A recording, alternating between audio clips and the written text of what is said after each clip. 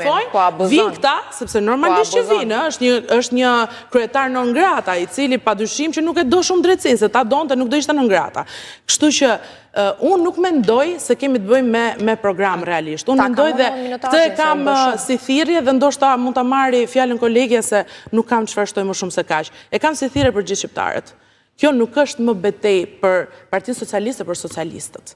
Kjo është një betejë e Partisë Socialiste për shqiptarët. Që të fundosen më shumë. Kjo është një betejë për të shkuar dhe për të arritur standardet e pretenduara, të merituara nga shqiptarët gjatë gjithë kësaj kohe dhe ndryshe nga çdo parti tjetër, Partia Socialiste është e vetmja që mund ta bëjë këtë punë.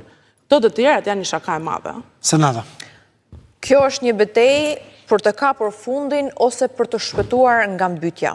E tillë është betejë.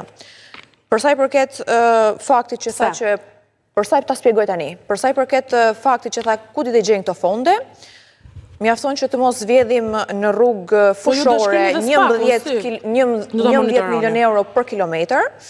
Sa po doli kryeministri juaj, fatkeqësisht edhe imi, që thot paga mesatare 1.250 euro. Shifeni pak tani frymën e klasës së politike. Paga mesatare thot 1.200, po se unë nuk e dua si kryeministër, moj zonjë, është kam të drejtë të shpreh çfarë dua dhe çfarë nuk dua.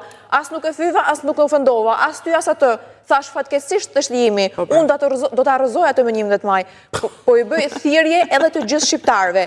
Tani ai kupjon, ti mund të qeshësh, por po ta shpjegoj tani. Do ta rrëzoj tani këtë, e kupton se çfarë paga mesatare, po prandaj është vota e lirë, mojzoj, po ti se kupton. Po patjetër, po se është vota e lirë. Paga mesatare, sapo tha 1.250 euro. Ku do ta gjej kryeministri juaj pagën mesatare 1.250 euro, meqense projekti jon çën ka qesharak? Sepse të njëjtën projekt, sepse të njëjtën unë ta shpjegova, po ti nuk e dëgjuese mirë.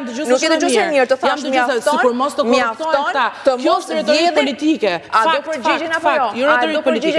Fakt, ku do të gjesh me fakt lekët. Me fakt, pra po ta them. Lëre se çfarë është retorika politike. Po ta them, pra nuk është retorik politike, është fakt. Mjafton të mos vjedhësh në rrugë fushore, në rrugë fushore. Retorik politike, nuk ma the se ku do të gjesh. Është retorik politike, ma nxirr faktin.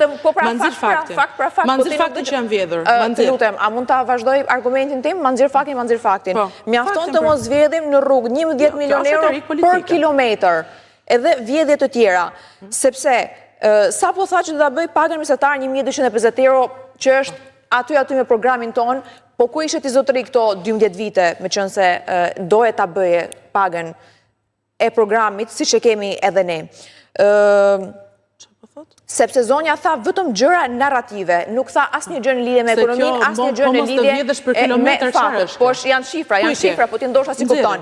Nxirë që të kuptoj, se nuk di unë jam gazetare sipas ti. Po kish për shkenca politike the e kam mbaruar. Po jo, më the je gazetare. Deri tani ndryshon shumë apo nuk e di diferencën midis të dyave. Deri tani, edhe po të se ti nuk ka ndonjë ndryshim shumë të madh për shqiptarët. Ti je vajzë dhe po flet për arsim, po flet për shifra, po flet për të rinj. Si mos ta dish diferencën midis gazetarisë dhe shkencave politike?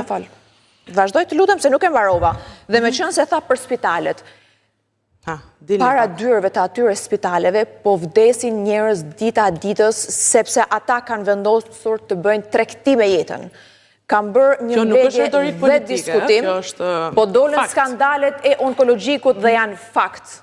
Se sa njerëz, se si po bëhet tregti, sepse PPP-t i shpiket ju. Dhe ne e kemi në programin tonë që sa po të vinë në pushtet, me njëherë do ndalojmë PPP-t. Se juve jeni edhe kandidatet të djathtas, mos nuk i doni juve PPP-t. Ne nuk i dojmë PPP-t me këtë lloj abuzime, me këtë lloj tregtie. Sepse tha ju i shpiket PPP-t, domethënë i dashkeni. Jo, e keni shpikur në një mënyrë oligarkike dhe një mënyrë që të informacion se çfarë përfaqëson e djatha, edhe çfarë do e djatha, sepse PPP-t është një nga gjërat që djatha do më shumë. Unë e kuptoj që ti nuk ke asnjë projekt, asnjë argument dhe do vetëm të ndërpresësh dhe fjalimi jot ishte vetëm narrativ. Nuk tregove asnjë pikë. Ndërkohë, nuk çdo qeveri e djathtë është shumë e di si është situata e spitaleve tani? Po, e di shumë mirë. Po, e di. sepse ju shpërtheu skandali onkologjik, po se tur kam bërë mbledhje, kam bërë diskutime me mjekët dhe infermierët.